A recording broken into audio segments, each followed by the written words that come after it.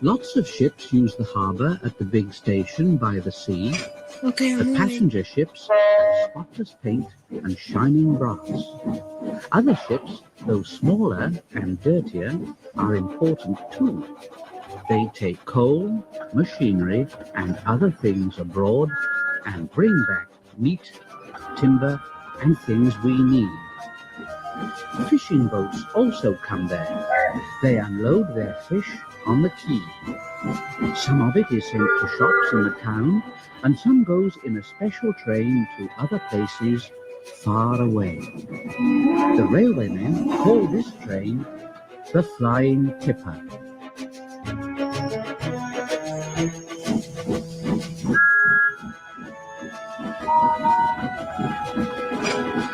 One winter evening, Henry's driver said, "Well, we'll be out early tomorrow, Henry. We've got to take the Flying Kipper. Now, don't tell Gordon, but I think that if we pull the Kipper nicely, the Fat Controller will let us pull the Express." Oh, I say, that will be lovely.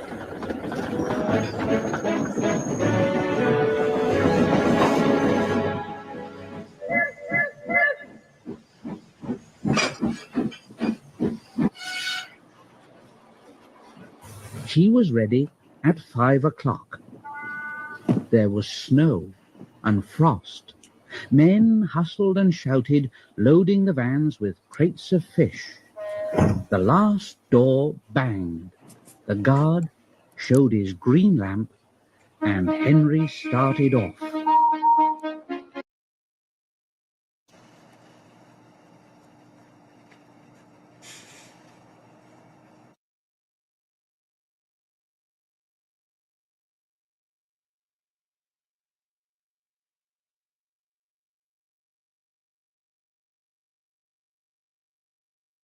What's going on?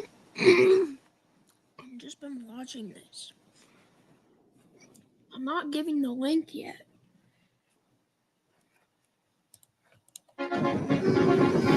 But his wheels slipped on the icy rails.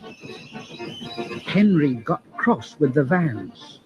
Come on, come on. Don't be silly, don't be silly, don't be silly, don't be silly, don't be silly. The vans shuddered and groaned. All right, all right, all right, all right, all right, all right, all right, all right. That is better, that is better. That I get some more vans. That is better. I get some more vans. Clouds of smoke and steam poured from Henry's funnel into the cold air, and when his fireman put on more coal, the fire's light shone brightly on the snow around. They were going well. I'm not giving it The right light now. grew better, and a yellow signal appeared ahead. Henry's driver shut off the steam and prepared to stop. But the home signal was down. All clear, Henry. Go on, away we go. They couldn't know the points from the main line to the siding were frozen, and that the signal had been set at danger. A fall of snow had forced it down. A goods train waited in the siding to let the Flying Kipper pass. The driver and the fireman were drinking cocoa in the brake van. The guard pulled out his watch and he said, you know, the Flying Kipper is due. The fireman said, "Who cares about the Flying Kipper? This is good cocoa." The driver got up and said, "Hey, come on, fireman, back to our engine." "But I haven't finished my cocoa yet."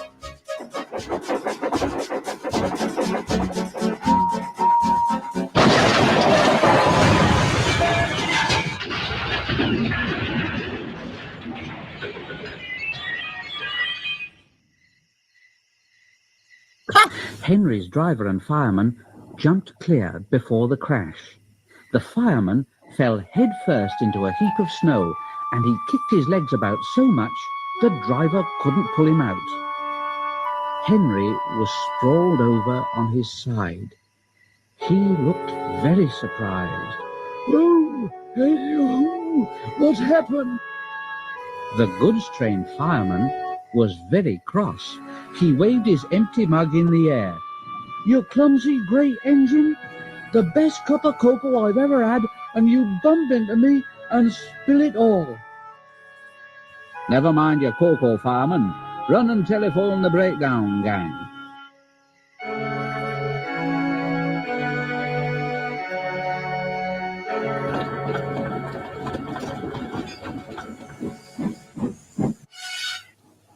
The gang soon cleared the line.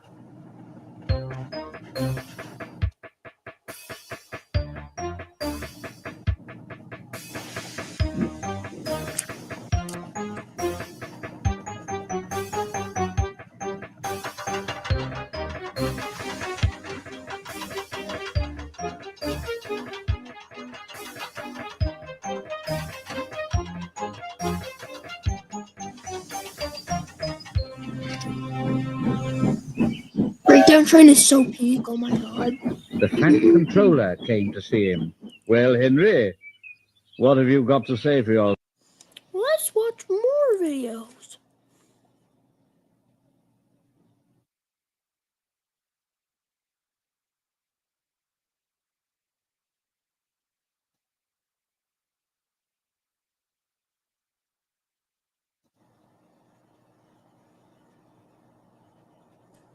Thomas and the freaky diesel. Thomas and the evil diesel.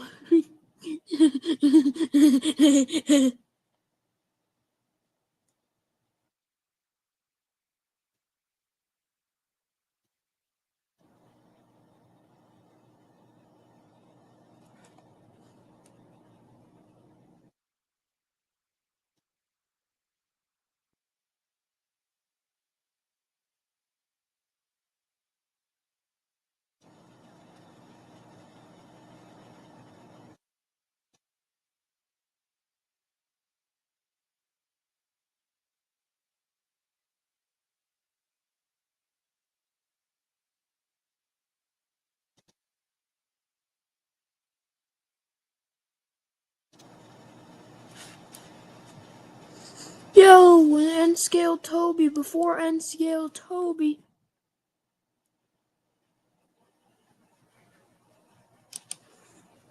What? I said evil, bro.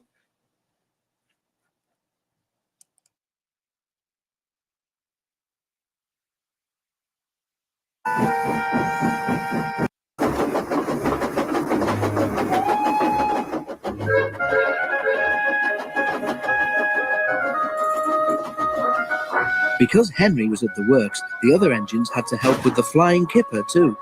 This is a special train of vans filled with boxes of fish, which goes to markets in London and other places on the mainland.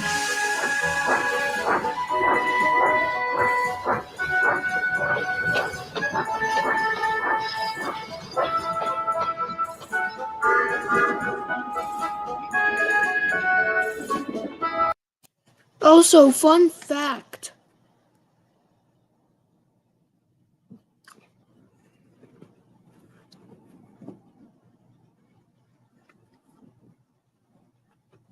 Donald and Douglas double heading.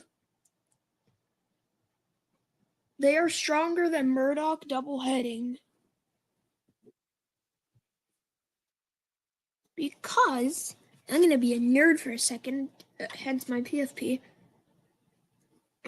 Donald and Douglas's class can pull a total of 20,120 pounds. And Murdoch's class can carry a total of 39,000 something.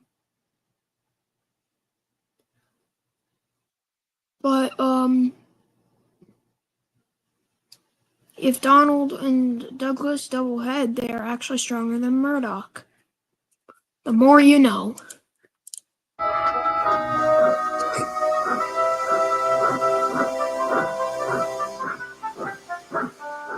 James did not like the flying kipper.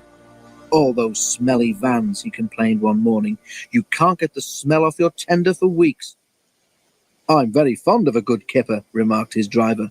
You're welcome to it, retorted James. A right old misery today, aren't you? Said his fireman. You got out of the shed by the wrong door this morning, and no mistake. Now get a move on, or the Fat Controller will give you something to moan about.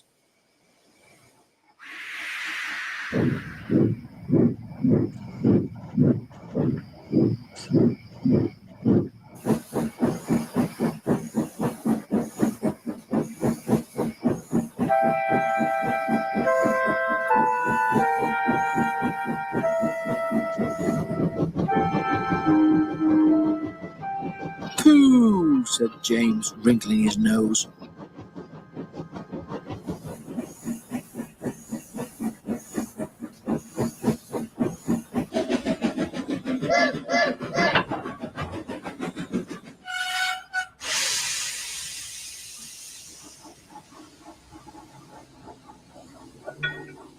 James was coupled to the vans. He had not been waiting long when a forklift truck laden with fish boxes rounded the corner and came towards him. Another, hurrying away for a new load, came too fast in the opposite direction. The loaded one swerved to avoid the other one, and its heavy load shifted. Ugh! He shuddered. Broken fish and boxes lay everywhere. For once, James was right. The smell was not nice. Luckily, there was plenty of time for the men to clear up the mess before James had to leave. A good job the boxes didn't fall on you, James, said his driver, winking at the fireman. James shuddered again. The idea was too awful to think about. At last, all was ready, and the guard showed his green lamp. Thank goodness, said James to himself.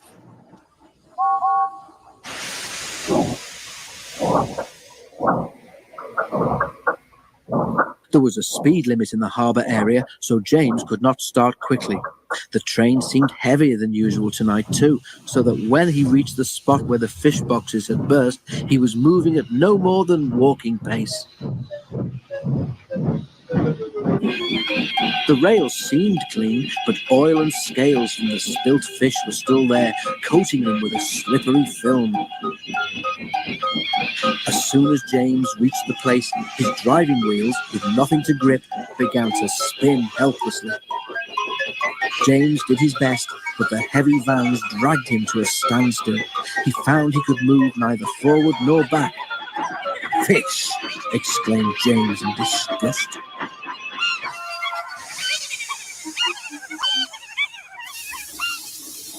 Men brought hoses and washed the rails. James grew very wet and uncomfortable. Then they put sand on the rails in front of each driving wheel, and James was at last able to move his train.